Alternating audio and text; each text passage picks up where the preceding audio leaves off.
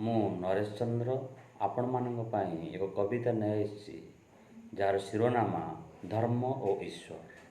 ତେବେ ଆସନ୍ତୁ ଶୁଣିବା କବିତା ଧର୍ମ ଓ ଈଶ୍ୱର। ଆମିଷ ଖାଅ ନାହିଁ, ଜୀବ ପ୍ରତି ଦୟା କର, ଅନ୍ୟର ଭୁଲକୁ କ୍ଷମା କରିଦିଅ। ଏସବୁ ଥିଲା ମାନବିକ ଗୁଣ।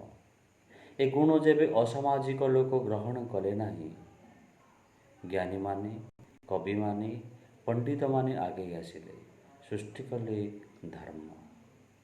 ଧର୍ମର ସଂରକ୍ଷଣ ଭାର ଈଶ୍ୱରଙ୍କୁ ଦେଲେ। ଈଶ୍ୱର ଥିଲେ ପ୍ରକୃତି, ବିରାଟ ବିଶ୍ୱବ୍ରହ୍ମାଣ୍ଡର କାୟା।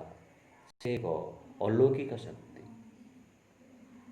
ସମୟ ପରିବର୍ତ୍ତନରେ ଐଶ୍ୱରିକ ଗୁଣଧାରୀ ମାନବ ଈଶ୍ୱର ଭାବରେ ପୂଜା ପାଇଲେ। ମାନବ କୃଷ୍ଣ ରୂପୀ ବି ଈଶ୍ୱର ହେଲେ, ମାନବ ରାମ ରୂପୀ ବି ଈଶ୍ୱର ହେଲେ। ସେମାନେ ଈଶ୍ୱର ଭାବରେ ମର୍ତ୍ତ୍ୟରେ ପୂଜା ପାଇଲେ। ଜନମାନସରେ ଈଶ୍ୱର ରହିଗଲେ, ରହୁଛନ୍ତି, ରହିବେ। ଧର୍ମ ସୃଷ୍ଟି ଅଛି, ରହିବ। ହିନ୍ଦୁମାନେ ବିଜ୍ଞାନୀ। ହିନ୍ଦୁ ଧର୍ମ ମାନବତାର ଧର୍ମ। କିନ୍ତୁ କିଛି ଗୁଣିଗାରେଡ଼ି, ବଳି, ଜାତି ଆଦି ଭୁଲ ପରମ୍ପରା, ଅନ୍ଧବିଶ୍ୱାସ ହିନ୍ଦୁ ଧର୍ମକୁ କଳୁଷିତ କରିଦେଇଛି।